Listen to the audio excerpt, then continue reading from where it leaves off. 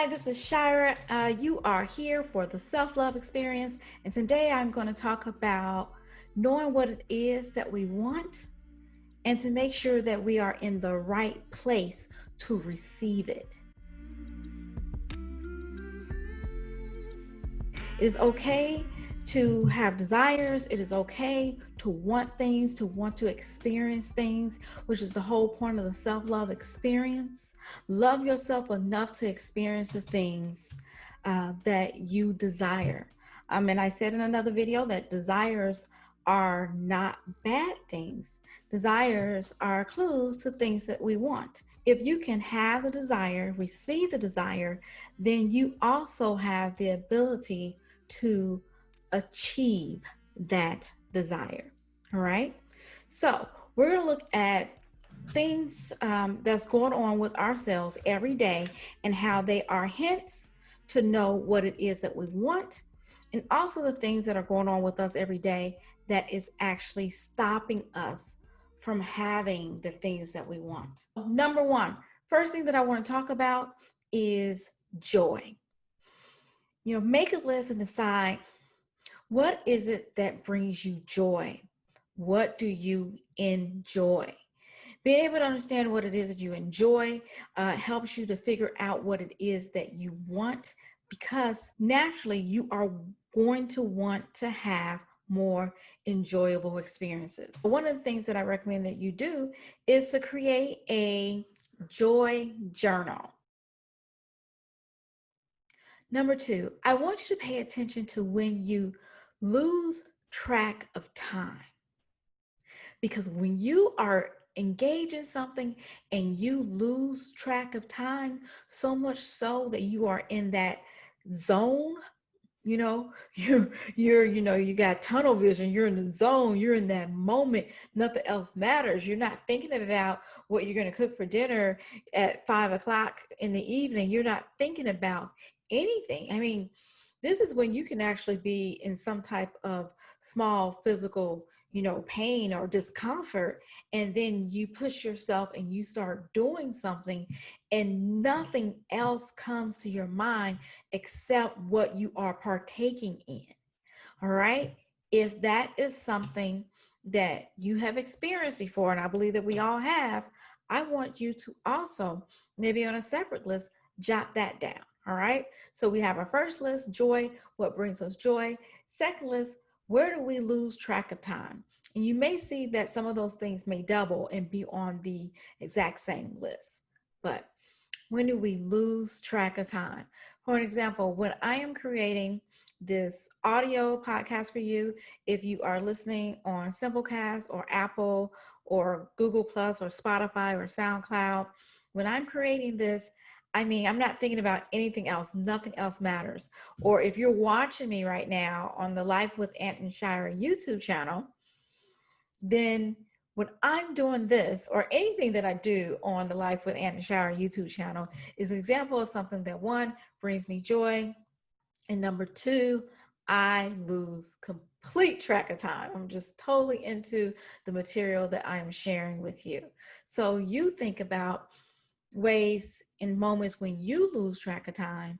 And I want you, if you're on YouTube, to comment below and just reach out to me and let me know, when is it that you're doing something and you're engaged and you lose track of time. All right. And then also you can comment and tell me what brings you joy. Like with my son, he knows that video games bring him joy. And you may be thinking, well, what young boy doesn't like video games? But it's not playing video games. He likes to design video games. He wants to design them. He wants to create them. And then he gets joy watching someone else play the game that he created. And he's been like that since I don't know, he's been like that for such a long time. So think back to, this is another tip, free tip. Think back to when you were young. Think back to before we started having these limiting beliefs, before people started saying, you can't do that. You're too short. You're too tall. You can't do that. You're a girl. You can't do that. You're a guy. You can't do that. You're African American. You can't do that. Do you know where you're from? So I want you to think back to when you were young and what things brought you joy. Write it down. And what things did you engage in where you lost track of time? Okay. So number one is joy. Number two, where do you lose track of time? Number three, what gets you heated? I mean, like you are upset. What just makes your blood boil? What really gets to you? Because sometimes if we cannot figure out what we want by going the routes that I gave you, sometimes a clearer way would be to go in the other direction. Because a lot of times things that you really, really, really cannot stand, that irks your nerves, that gets you heated, there's a clue. There's a clue in that of what it is that you really want, what it is that you really desire. And what I really want you to know, and the reason why I'm sharing this is that we all matter. We all are here. We all have a purpose. And there's nothing more joyful than to live in the experiences of our purpose, in the experiences of what we were designed for in the first place. I'm reading this book right now. It's one of Oprah's books. It's not the one thing I know for sure, even though I'm reading that one next. I can't remember the name of it, but it has something to do with like the path, like your path or the road that you're on. And I'll put the title of the book for those of you who are interested in a link to the book in the description box if you're on YouTube, or in my blog if you are on my website, ShiraNicoleSmith.com. But the thing that she was talking about is that when she graduated, and she's a journalist, she said that when, she went to school, she wanted to be a journalist, she studied for that.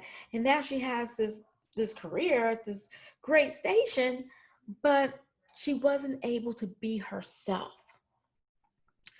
She wasn't able to be her. It seemed like it was always like, she needed to talk a certain way to reach their approval. And you all know about that when we change how we talk because we think someone else wants us to talk that way. They felt like you're too emotional and you're too black and you're too this and you're too that. Ultimately, Oprah's story was that she was demoted from that position and end up on some type of little, talk show or whatever, not the Oprah Winfrey show, but some small show. And when she was there, she was able to be her. She was able to be herself. And I'm like, wow, that is it. When you are able to be you, that's when you are experiencing joy, and that is when you are in the zone. And unfortunately, there's way too many people out there that tells us that it's something wrong with that. They told it to Oprah. I've heard it before. It's something wrong with that. You're too excited. But I am very excited about things that I'm passionate about. And if I'm not passionate about it, then I'm gonna lose interest. And if you go and you look in your life and you look at things that you started that you didn't finish, ask yourself, why did I not finish that? Why did I finish pursuing that? Why did I finish that experience? And sometimes things happen, life happens, and I understand, but sometimes we don't finish it because we run out of gas, because it wasn't really what we were supposed to do in the first place. And because of that, eventually we're like, I'm out. I don't want to do this anymore. I don't feel joyful with it. I don't feel any passion with it. I'm not losing track of time with it. Instead, I would rather be doing something else. So really pay attention to the emotions and the feelings that is inside you, which I feel like, oh my God, that is so important. So let me just recap a little bit because there's so many good things in this. Number one, does it give you joy? And write down a joy journal of things that you experience joy now and things that you experienced when you were super young, before you start getting that external noise and before people start telling you what you cannot do, or start telling you, oh, that doesn't make any money, or oh, you have to do this. All right. So that's one. Number two, the second thing I said was to pay attention to when you get in the zone.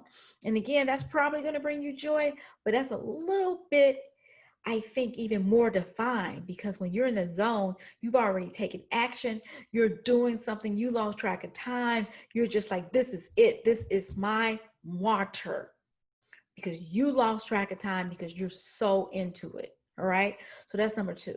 Number three, think about the things that passionately make you upset.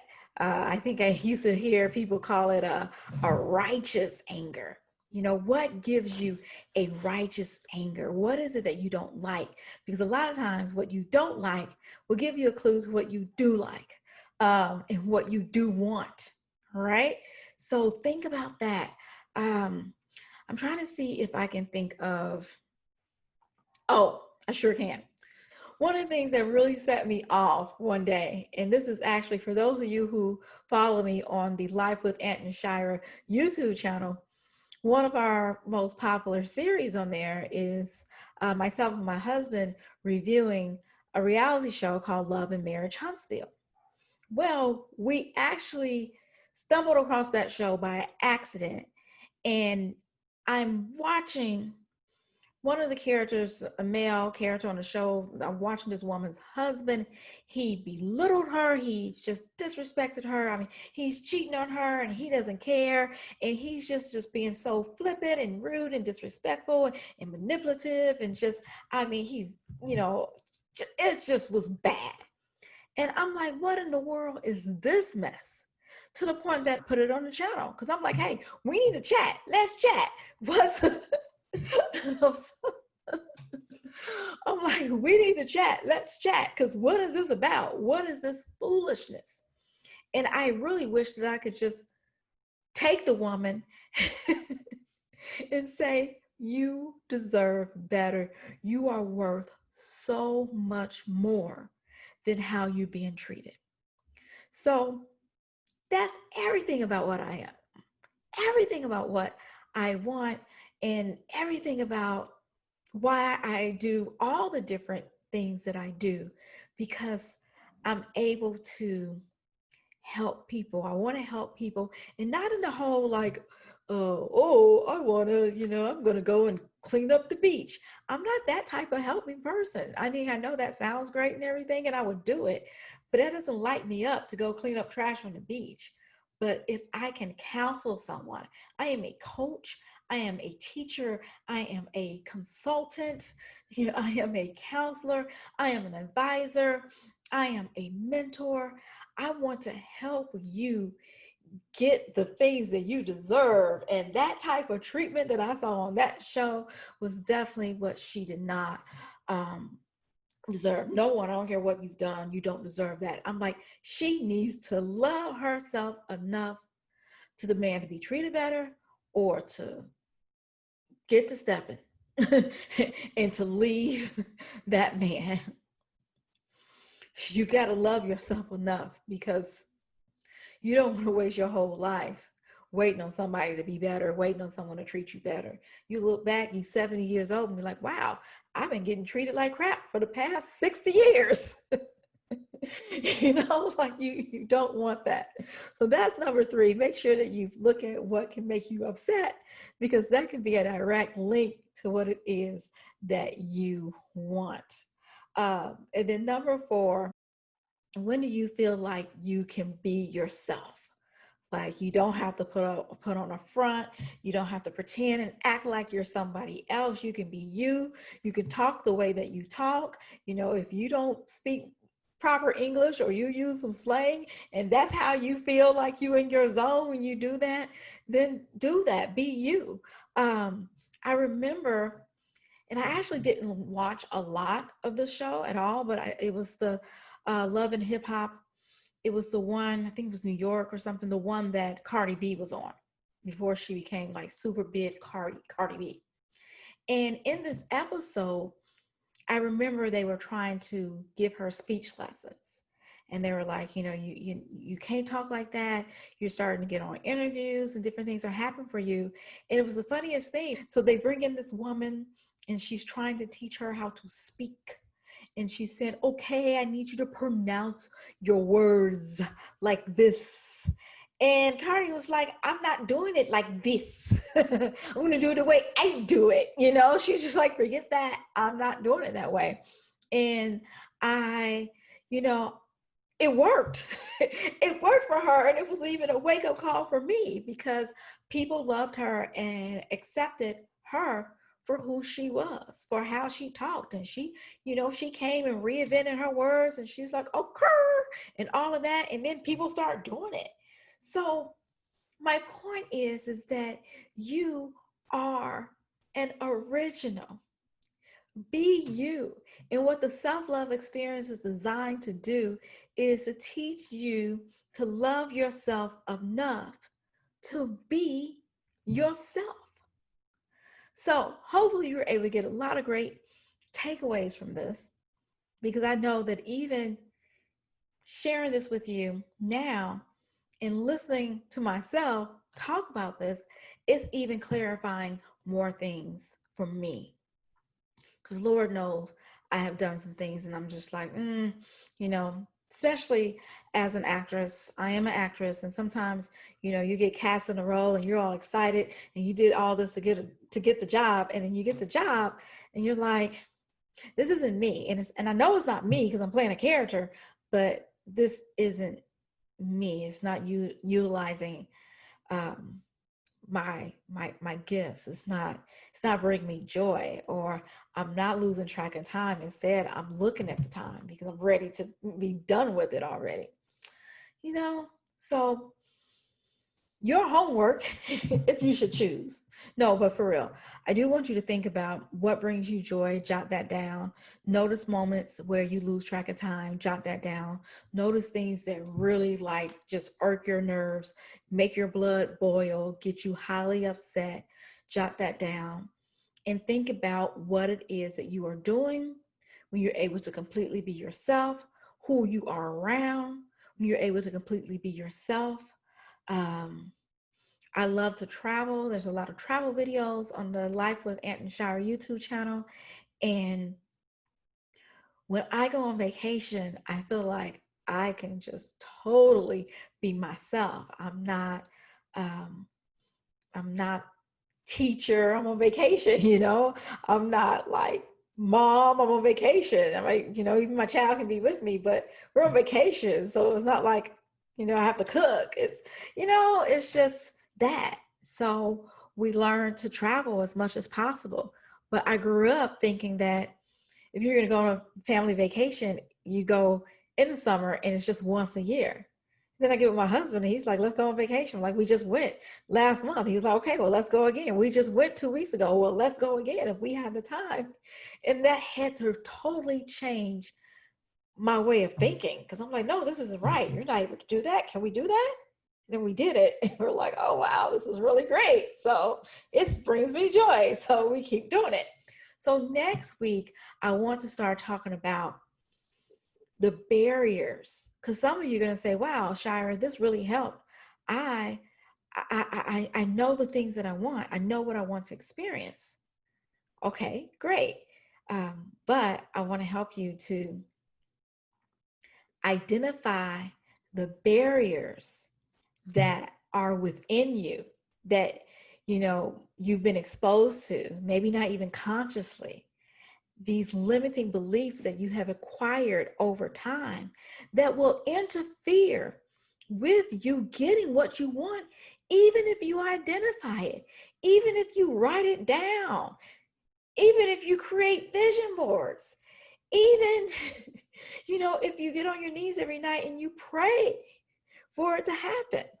There are things that are within us that can cause a barrier and can interfere with it.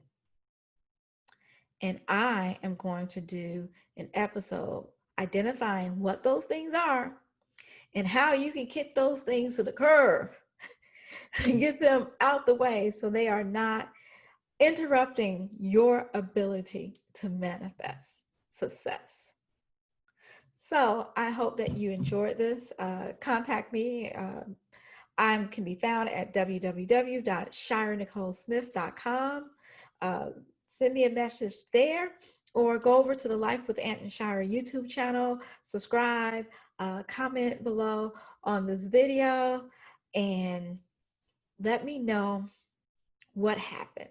Let me know what you discovered. And I cannot wait to go over those things that are subliminally and subconsciously holding us back to get what we want next week. Until then, I am Shira Nicole Smith. That is Shira with a long I. And please remember that I love you. Until next time, love thyself.